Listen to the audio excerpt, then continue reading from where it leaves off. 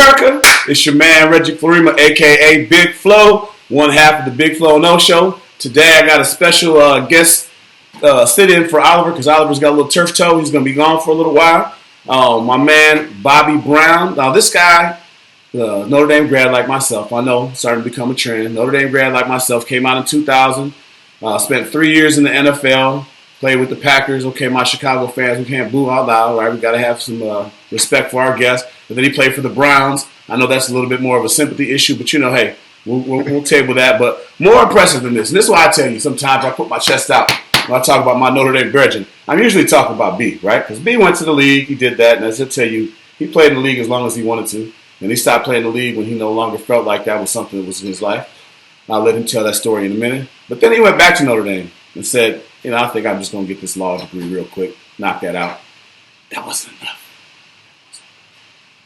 He decided, I want to be a Yale man, whatever y'all call yourselves, Yale man, and got an MBA from there, right? Look here, man. When I walked the stage of college, I remember crying, thinking to myself, I'm never going to do homework again.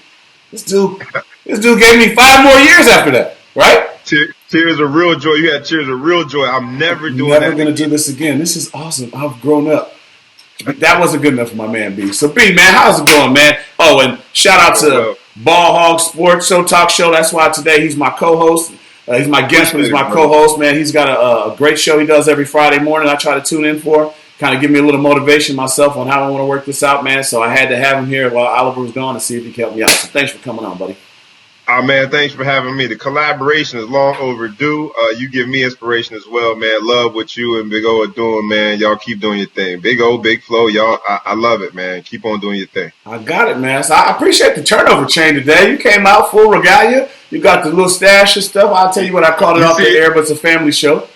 It's a family show. Some people know what I'm talking about with that stash you got back in the 70s. All right, we're good. But you got the turnover train with the Notre Dame hat. So I don't know. Where's your heart at? Where's your heart? As a Floridian going to Notre Dame, I was always sort of, it's that weird dichotomy is that I'm a Florida boy through and through. I had the gold fronts, but then at the same time, when you're a Notre Dame student athlete, they teach you how to be reserved and refined. And so I'm both, man. I like to just. But there's always a killer inside. You can never hold back the killer inside. So the turnover chain it is. I'll take it. We got to do what we got to do sometimes. Now, I'm a Notre Dame man, so it's a fake chain. I didn't spend that much money on it, but it looks good. Right, you know what I mean? It looks good. You're a Notre Dame man, so you had someone donate the chain to you, is what you did. That's how it works out. I didn't pay for it. Whose name is on that chain? Huh? Who gets the name and rights to that chain, right? That's how it would work out. So exactly, man. But it's good to be here with you, man. Thank you for allowing me to chime in a little bit, and let's rock and roll, baby. Great Sunday, man. I appreciate you coming out, man. Just a great Sunday morning here or afternoon in some places. Just wanted to rap with the fellas, and I try to bring a little education and perspective to the show. So we've done a lot of things on this show. We've gotten sports analysts, we've gotten NFL coaches, XFL coaches. We got Hall of Fame people almost won the Heisman. I still need to get a Heisman trophy. I've gotten 5 votes away. The 5th in the Heisman, 2nd in the Heisman. That ever elusive Heisman trophy winner, might get it. So maybe I can get Tim Brown at some point. But I like to just bring different perspectives, right? We do a lot of sports stuff here. So you being a Floridian, you talk about it. Okay, guys, try not to. Where did you go to high school? I'm glad you asked, Big Flo. I just wanted to get it over. I went to the illustrious St. Thomas Aquinas of the greater Fort Lauderdale, Florida area. That's where I happen to go to school. Before the show, I want to throw up because you know what? I know. I hate that I know that. I hate that I can say it the same way he can. He don't even know where I went to high school. But he says it so much with so much pride. I can't be mad at pride. But, he goes something different. But you guys in Florida in the South, you guys, I don't know, football, you seem like you think it's a different religion down there. What do you think? You're a Northerner now. You're in New Jersey. So what do you think is the difference in Southern football since you're up in the North now? Honestly, I just think it's that everything centered around football starting at such an early age. So it's indoctrinated into your fiber, your DNA, your every being is about football. And, there's some good things about that and also some bad aspects about that. But from as early as 5 years old, I can remember that our entire weekend centered around football. And a high school football game to us wasn't optional. You had to go watch the best game of the week, or you were out of the know. And so yeah, I think it's just because all of life seems to center around football, and it's a way out. In a lot of our communities, football is a way out. It's a viable way out because a lot of top programs are going to go to Florida to get top talent. And so it's your way out. People want that ticket, and they do a lot to make sure they get their ticket and get a way out. So I'm going to ask you this question before I wholeheartedly disagree with what you have to say. But do you think Florida football in high school in general is better than the North? Or let's just say Southern football. I'm going to lump that, and then maybe we can start arguing about Georgia, Florida, and all that kind of stuff too. But do you think it's better? You think there's better athletes coming out there? You play with guys from all over the country at Notre Dame. Do you really feel like the Florida guys were better than the guys from Chicago or Ohio or whatever? I mean, realistically, let me hear what you guys say. Yes, I disagree. And I'm gonna tell you why. Not because God decided we're gonna be better athletes. It's just because football is so indoctrinated into our everyday life that by the time you get to college, you face so many great athletes, or the competition level. So when you get to college, it's like it's not as big of a step as it is for most high school players that are going to college. It's just another sort of another day where you're playing football, playing against the top talent. And yes, I went to the illustrious St. Thomas Aquinas. Oh, the great football area. But even in my district, like some of the public schools that you would never hear about, you could lose any given Friday because it's just so much talent. And so that's why I think when players from Florida get to the collegiate and NFL level, they do so well because they've played such great top talent. The competition has been so stiff since early in their football careers. Now, I know you're gonna disagree with me. I want to hear this. I disagree, but I'm gonna just for the show to keep the flow going, I'm gonna not disagree right away, but I'll come back to it. But I guess where I do see it is okay from a cultural standpoint. It seems like every time I know somebody who's in South Florida, you know the family, you know who they are. When I grew up in Chicago, from a football standpoint, we didn't really have the contacts at the others. We look at the other players as kind of like the enemies, whatever. But from a basketball standpoint in Chicago, I think it was kind of more of a community, right? So basketball players. Now I was on basketball teams a few times. To call myself a basketball player wouldn't be very respectful to basketball players. But I got my 5 fouls in every game and went in there. But the basketball community seems to be a little bit more tight-knit, and work with where I'm coming from. So they have this like community where hoopers hooped, and they all hooped together, and they all know each other, and they all did all different things. And they sometimes they transferred to go to school together. It was kind of a different community. Therefore, Chicago seemed like we're always been a basketball area. We've always been a situation where we produce basketball players and different things of that nature. Absolutely. Now I'm seeing with some of these youth that again, I don't want to overly plug my son, but he's playing, and he's always working out with guys from different high schools or guys that came back from college, and the community is so different than it was. As a result of that, there's a ton of guys from this area, which, from Illinois standpoint where we live, football is a religion out here. It's not going to be obviously like some places in the South, but as far as Illinois is concerned, in our little area here, there's, when I first drove down here, I couldn't drive down the park without seeing it being utilized as somebody doing something with football. And so now these kids work out. Now these kids have 10 and 15, 20 friends that they've known or they've seen or they were youth ball together that went to a different high school that are now playing collegiately. And so I think that the swell of players and the talent is growing. So I can see from Florida, would you say from a cultural standpoint, you guys like all train together, or was it more us against them? Oh, absolutely. Absolutely in the summer. So fast forward, I'm at Notre Dame at this point, and like my sophomore year, I take a few guys home with me for the summer. Not a very hard sell. I'm telling people they could come to South Florida for the summer. So I'm smart. I'm a receiver. I'm going to obviously take my quarterback down there. Jarius was down there.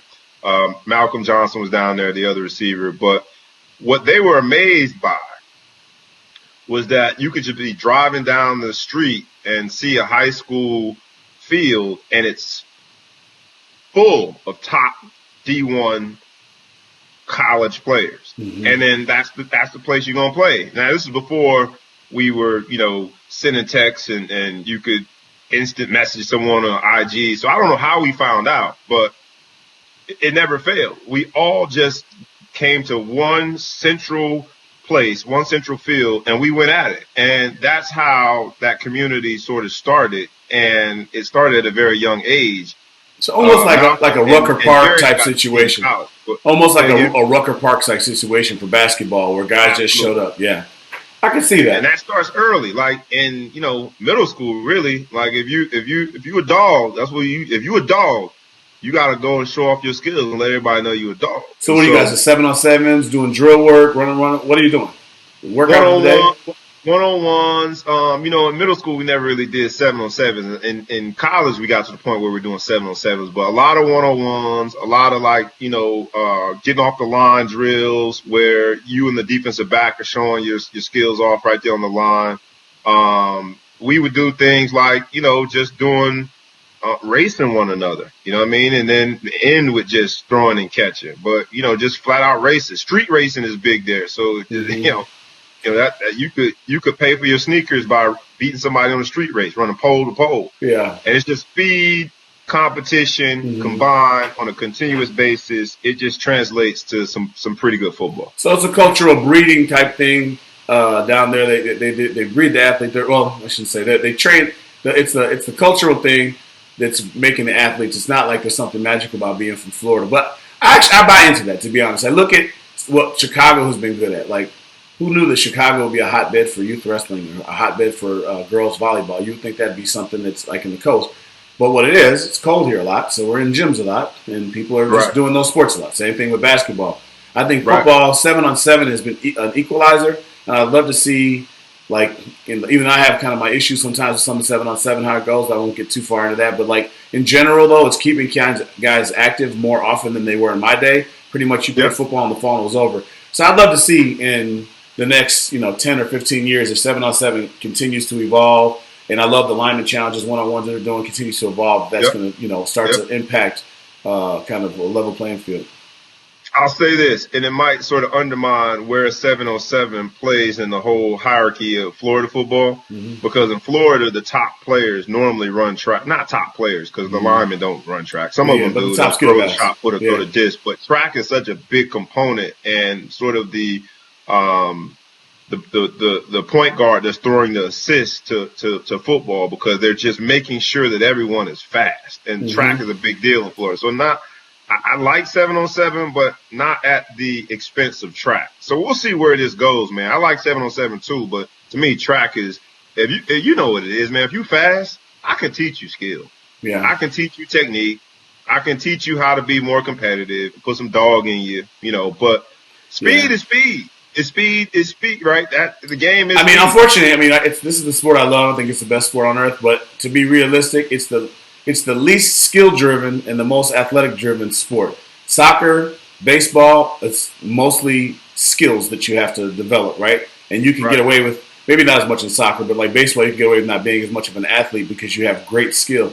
In football, you can get to the NFL on unbelievable, freakish athleticism, and they'll teach you the technique later. Obviously, you're not going to be a quarterback and just pick the ball up later or whatever, and, maybe if you can't catch or whatever, but they switch quarterbacks to receivers all the time. Look at Julian Edelman. So you go in the NFL, win Super Bowl as a receiver, and you play quarterback your life. So people can do that, and really, there's no other sport that is that way. So I think track is obviously a great thing to get these kids in, just to change your pace, and just to kind of work on just all out running and athleticism, and get your stuff together.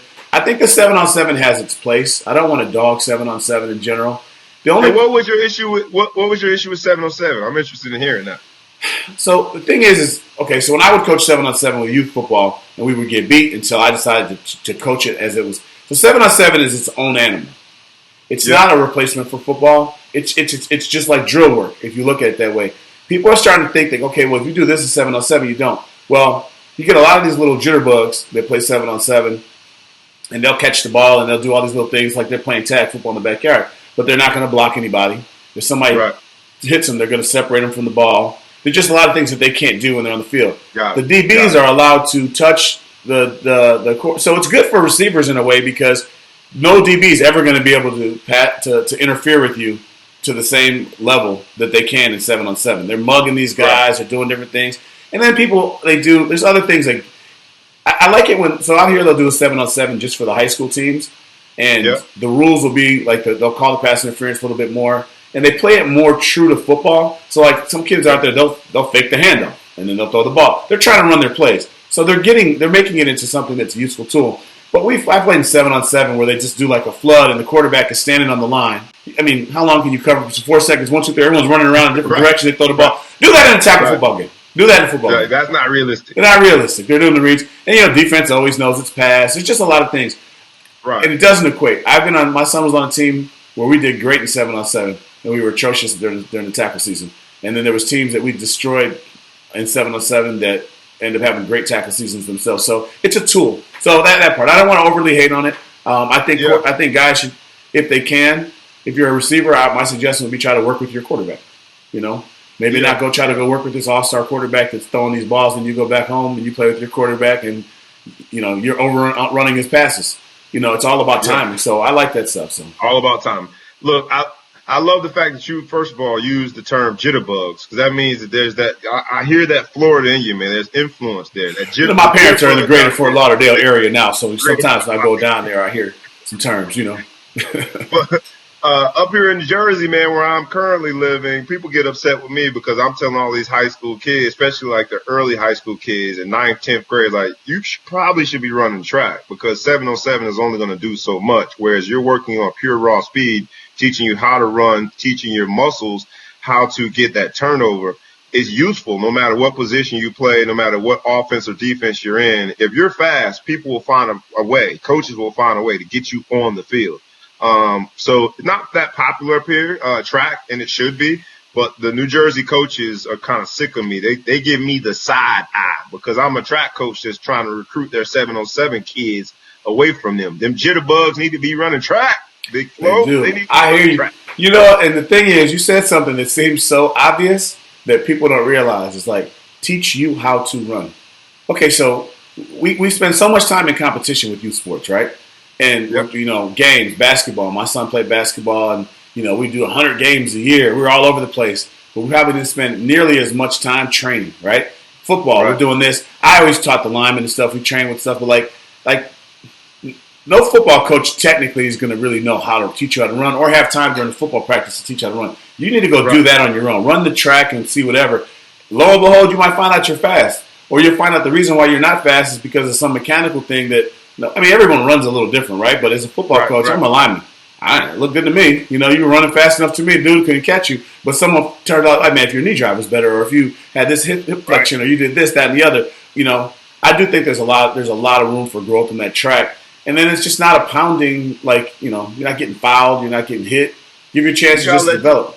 You got to let the body recover. And just to bring it full circle, I'll say this. Why I think Florida football is so good is because the cousin to football in Florida is track. So it doesn't undermine football. It's helping and complementing football. Whereas in other places in the North, especially like Chicago or up here, New York, New Jersey, basketball is a true alternative. And if you have more options than you have in Florida. Florida is you either going to play football or run track in the communities that I am familiar with. And so those two things work hand in hand. Can't nobody hoop in Florida. So the hoop takes so much time, too. That's the thing, too. Everybody in Chicago thinks that they're going to be Jordan. And we're going to go through another we're talking about the wave of the pandemic. We're going to go through another everybody wants to be Jordan wave now that we had this final kind of last dance thing. But hoop season is you could get hoop during football season. It's a little bit light, but that's like 2 months off a year. Otherwise, it's 10 months a year out here hooping. And then no one grows at 5'10" and they're fully grown and you can't hoop anymore. So everybody just wasting their time hooping, man. That's my little rant because I waste a lot of time money with that stuff. It's fun. It's a great sport. But, man, you're right. Some of these track things or whatever. So switching a little bit, man. I see, these got St. Thomas Aquinas with the greater Fort Lauderdale area is now one of these destination schools, or is it still regional? Do you think it's people is it like an IMG now or not really? It's not quite there. It is going to always be dominated by young men who are from the Broward and Dade, and to a lesser degree, Palm Beach County area. But it is an option for because there's so many different parents and strategies that we are trying to carry out for our kids now. And so, I think it will be an option for, we had a quarterback from California at one point where he was just transferring. He knew he wanted to have one big year. The receiver who played at Florida State got drafted by Jacksonville. I don't know why I can't think of his name right now. Because I need to know his name. That's why I can't think of his name. But anyway, his parents were from Fort Lauderdale. Mm-hmm. They moved to Georgia. He moved back for Rashad. I can't think of his name. He moved back for his junior and senior year. So it'll be a sort of a destination option in certain circumstances. But for the most part, it's going to be regional. We had a kid from Chicago. I think his dad was like an executive of Kraft. Excuse me. He went down there to do it. And that was the first time I had heard of somebody going down there, moving out. But, I think they got the St. Francis, I think it is. It's in Baltimore. In Baltimore. One of our guys coaches the line there. Payne. Payne. He coaches the line there. Funny story. I tried to call to find my high school team game. He's like, "Do you know who you're talking to?" I was like, "Excuse me." He's like, "Google us. Call me back. Let me know if you want to play." After I Googled, I'm like, "Yeah, man. I think we're gonna try to stay here regionally." I didn't realize you guys could beat the Bears. I mean, they just had some squads over here. I didn't never heard of them. But then I think it's Don Bosco, Mater Dei too. in Jersey. Yep. Yeah. You have a Don Bosco or Bosco Prep. We have a Don Bosco, and there's a Bosco in California. Bosco out in California. Yep. Yeah, that quarterback that's going to go to Clemson, he's from there. That big Polynesian kid or whatever. He's supposed to be going there. And then Mater Dei. So there's these schools. What do you think kind of about the whole mega school thing? I mean, it's kind of our trend, right? You got guys, everyone, quitting basketball teams to go bring their talents to South Beach or join a mega team out here. It's just the culture now that kids are being a little bit more mobile. What do you think about these mega schools, mega high schools, and destination stuff like that? I tweeted something a friend asked me to look at, and it was basically the number one wide receiver in the country last year. His name will escape me, but Plies talked about it. Number one receiver came from a high school team that was 5-5 at a public high school. It's going to be weird for me to say this because, again, where I went to school, but I don't really believe in the mega high school programs because now it's starting to even be sort of the little league teams, the Pop Warner teams, like it's starting to just fester down to even younger. So stacked. Yeah, it's like like at 9 years old, my son had a great season, and now other coaches are talking to me about, man, he should play on this other team because they play teams from around the country. You ain't got to play kids from around the country at 9 years old. And I think the same thing is true in high school. Look, to each his own. But for me, I think that the sport as a business, as we knew it, sort of the college level, and then, anything beyond college, sport becomes a business. I think give it time, let it breathe, let young athletes be young athletes, compete against the people that you compete against, and don't start chasing to be a professional athlete already. Just let them play.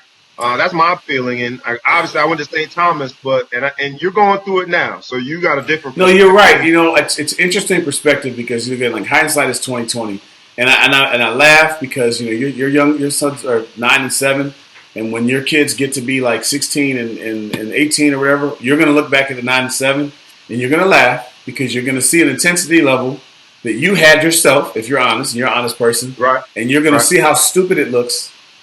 When my son was in kindergarten, I scouted games. I went to film games, other kindergartners. I would drive an hour. I'd be gone the whole day. Filming kindergartners to stop their offense. I did that. Right. I did that. I got a library to prove it. And I laugh at myself so much because when I go to my friends' games that are younger, I can barely keep watching the field. I just want to talk to the people there because I think it's such not a big deal. But you can't tell that to a person who's going through it right there. It's a big deal for them right there. So I'm not down on it because I was worse. Everything you think I'm down on you guys listening right now, I was worse than you. So it doesn't matter. Nothing you did, I was the worst.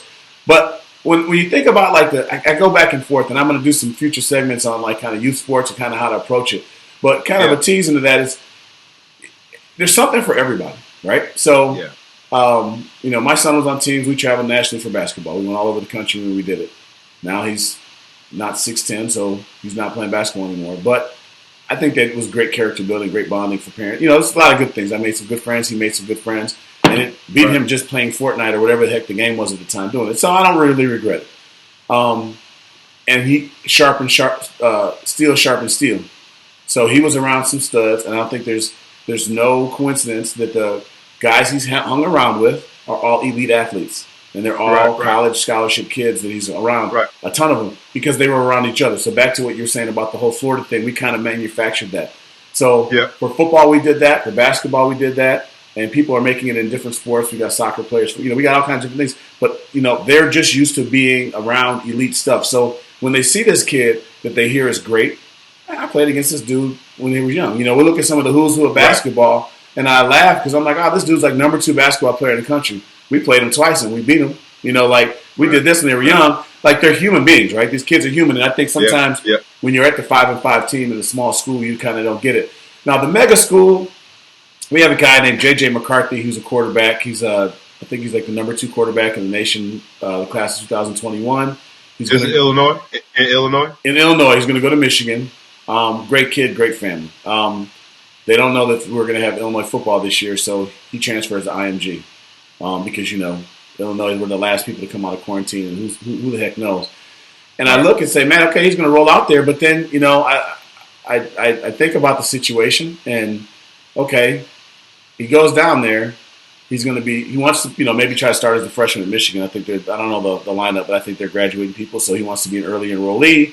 He gets to go to IMG. He can train. He can get better. Right. He's seeing competition that whatever. What a great test, right? Going into college. So again, Right. I'm not sending my son there. You're not sending your son there, or whatever. It may not be a fit, and who knows? Maybe it will be a fit one day for either of our sons, and we'll have a different opinion. But Right. at the end of the day, hey, it's a great option. So I mean, it's kind of fun to see the high school football getting like on TV and seeing some of these, different things. But Yep.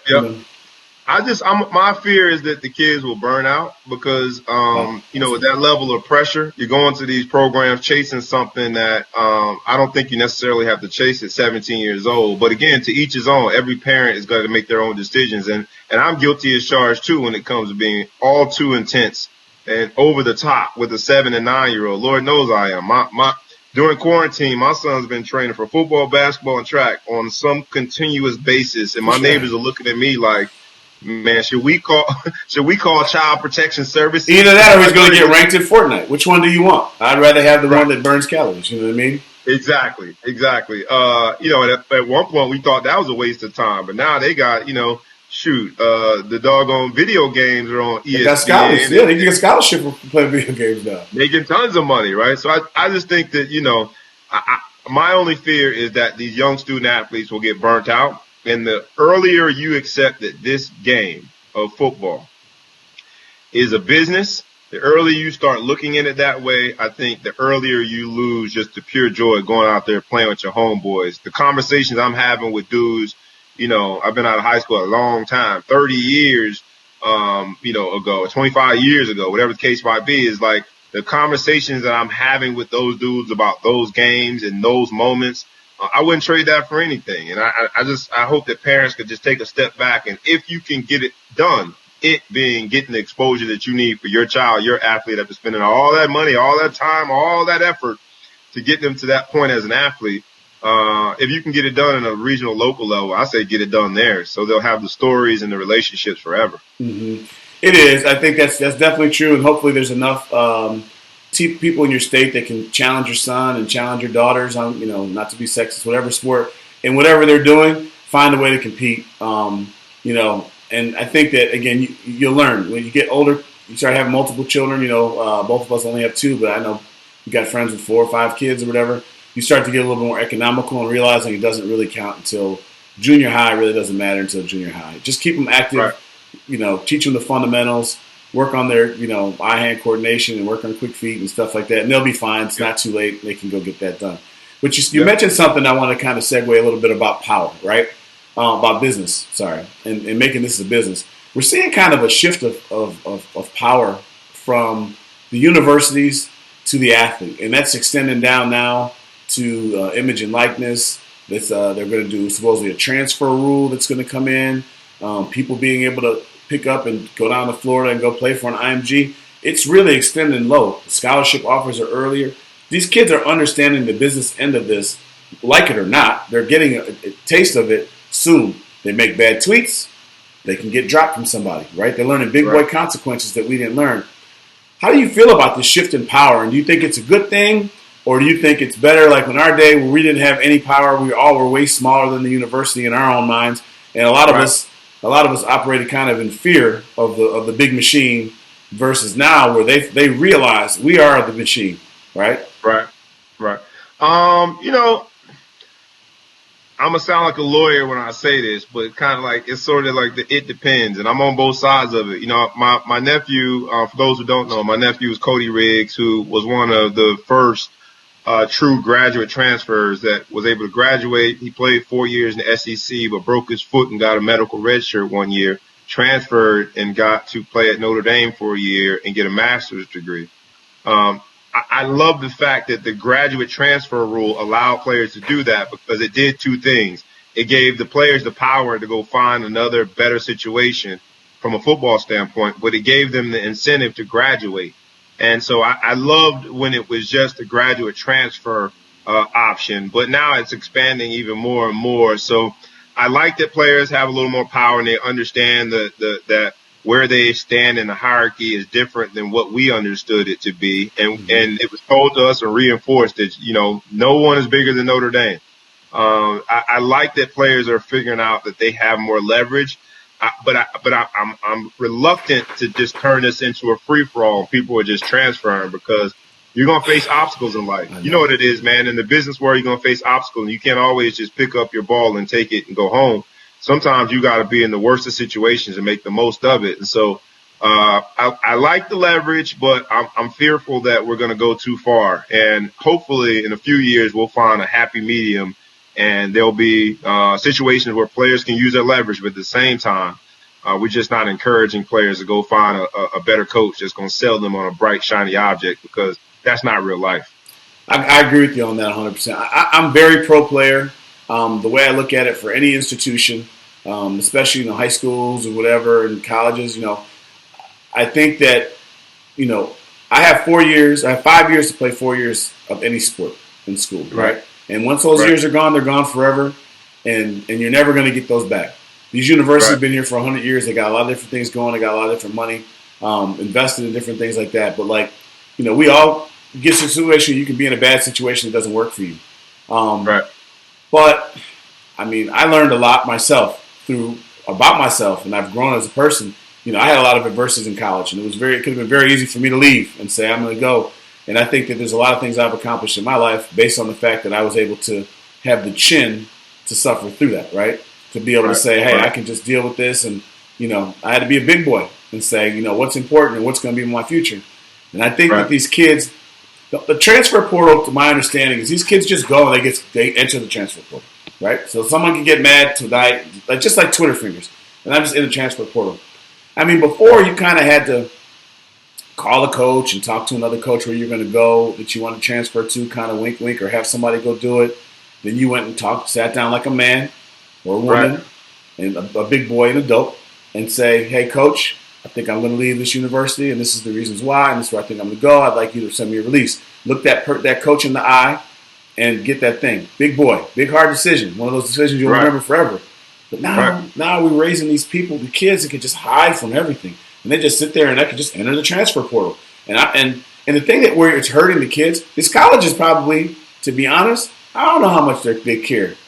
Because a lot of these dudes are transferring out. Like 2,000, I'm going to mess the numbers up, but just bear with me. Like 2,000 or 3,000 kids will get in this transfer portal, and 1,500 will come out. Where are the rest of those kids? They've weeded themselves out of the system. Now look here, man. You thought your dreams sucked when you weren't getting on the field. But how your dreams gonna suck when your parents tell you to go get you a loan for college? I bet that bench don't seem so bad right now.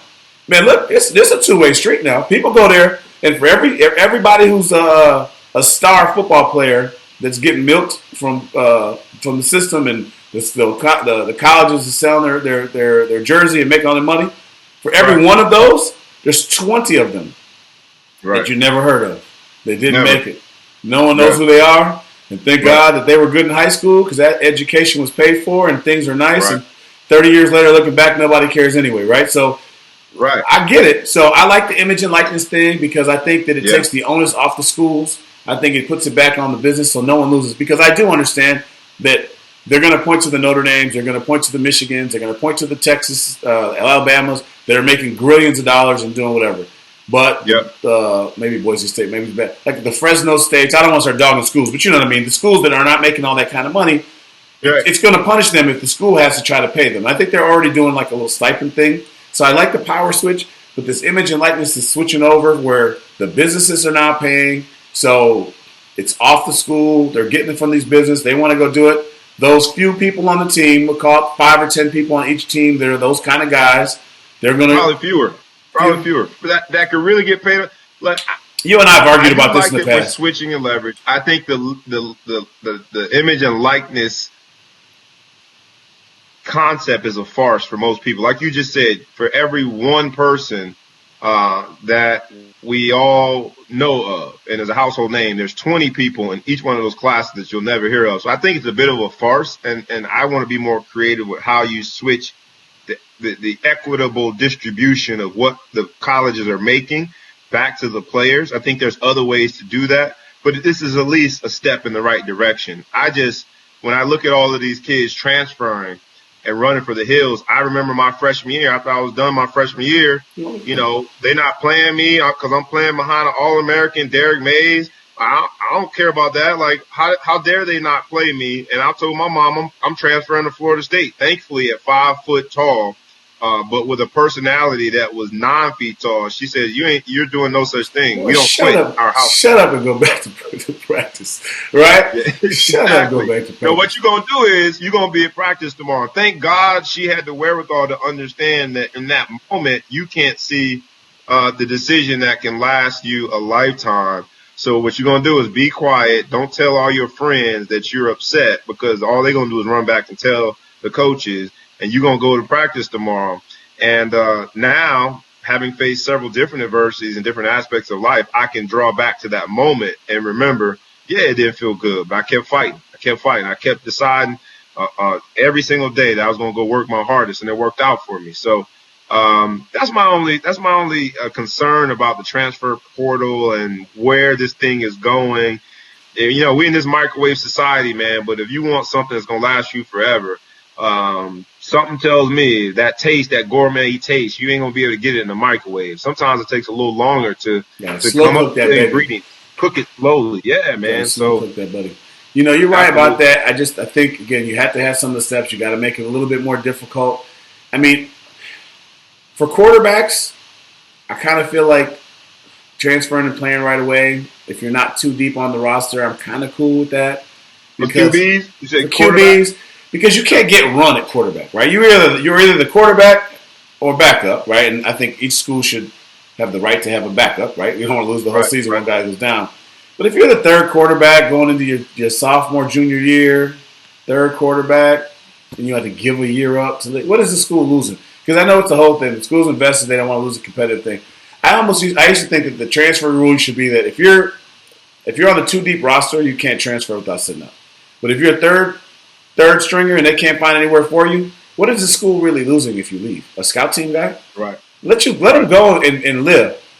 But this stuff, I'm starting this year and then I'm going to transfer and all that kind of things because I ain't like this or whatever. But then again, what if you decide, what if you have Mike Leach as your coach and you're a receiver and then you come back and you get a dude that wants to run triple wing? Like, I got to stay here for that? I only have 4 years to play. Right. So I go back and forth on it. I just don't know if I don't know if it needs to be that easy. I would like for them to have a petition process then, right? Yeah. Because that, to me, from how you just laid that out, going as a receiver, going from Mike Leach to, say, Lou Holtz, right? Yeah. Like, we're throwing the ball all the time. Now we're running the option. To me, I think that there can be sort of a petition process that makes sense. Yeah. And that's a real argument that you can make. But let me ask you this, quick answer. Do you think Jalen Hurts was better off by going and playing for Oklahoma versus staying in Alabama and being the fill-in when Tua got hurt? Do you think his draft position would have been better by staying in Alabama? Did he not lose anything whatsoever? I don't think. I think, to be honest with you, so it's kind of funny because if you look at the Heisman finalists, 3 of the 4 finalists were transfers, right? Right. And so you think about these dudes, like you had to, and that's kind of scary from some of these mega schools. Over the last few years, right? This last one we just had, The winner was a transfer. The quarterback from Ohio State's a transfer. Jalen Hurts a transfer. I don't even know who the fourth guy was, but I think he was at his original school. But I think Jalen Hurts actually showed a lot about himself that you didn't see at Oklahoma. He played a different kind of quarterback, so I think he kind of helped himself. But it's interesting. Going back to Notre Dame, Everett Golston, he loses that war. Actually, let me go back one step further. Gunnar Kiel comes in early. You remember that kid? He comes in early. He was the kid that spurned LSU, and then he goes to Notre Dame. He doesn't win the starting job in the spring. He transfers, and then Everett Golston gets in some academic issues. He has to leave. I want to say Tommy Reese. Am I tripping? Did he came and played? He ended up playing quarterback. Tommy Reese would have been. There's a bit of that was a Dane Chris. Did Tommy Reese. So somebody came back. Somebody came back and played, but Gunnar Kiel would have played had he stayed, right? The next year, Golston comes back from the academic issue. He loses the battle to Zaire. I was at that spring game. What's the guy who's with the quarterback that ended up playing for? DeShone Kizer. DeShone Kizer got less snaps in the spring game than Van Gorner's son, who's a walk-on. Van Gorner was the D coordinator. They had an article saying he was going to quit football and play baseball. He's done. No one thought about DeShone Kizer. Everett Golston leaves. What happened? Malik Zaire breaks his ankle. Golston would have had the job. Golston goes to Florida State and doesn't even play. Right. And Kizer comes in and gets whatever. So there's something to be said about, like, staying power. Like, first, second string, you got to kind of figure it out. Yeah. These guys transfer and they dash. I get it though. I mean, we've all been there. You get it. What do you do? What's the idea? What's the smart thing? Yeah. I'm trying to go to the league. I get it, man. It's a tough road, man. It's a tough road. I don't know if the answer is the portal, but I go back to sort of what we were talking about, the 7-on-7 and for Pop Warner playing these national schedules. I think that players aren't used to taking their time and letting the thing mature. They want their success right now.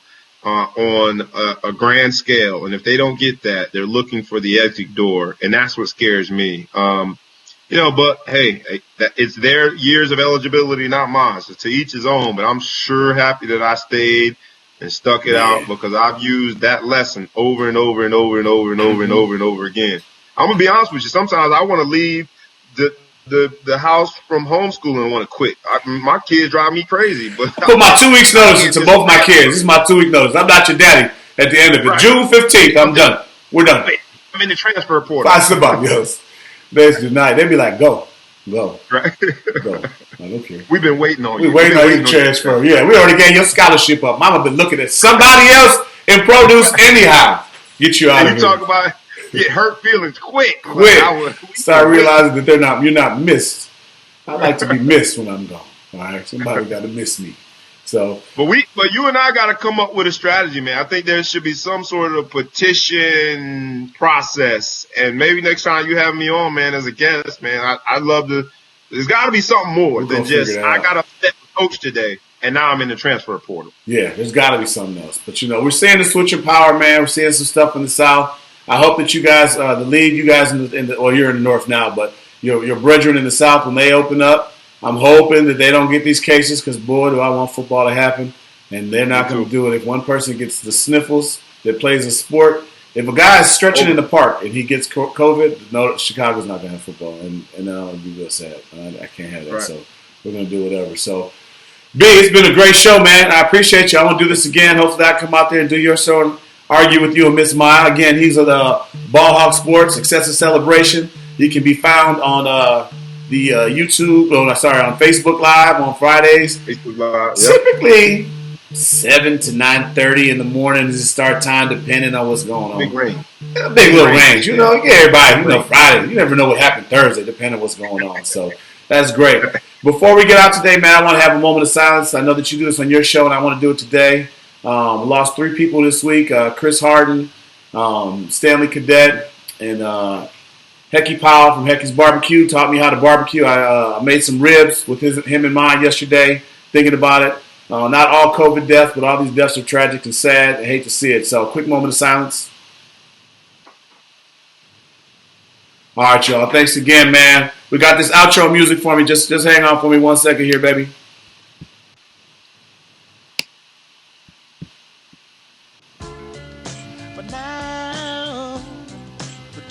question, but let you know where I'm coming from. Yeah, you know, baby, look what you done for me. My baby, you set my heart free. You know, baby, look what you done for me. My baby, you set my heart free.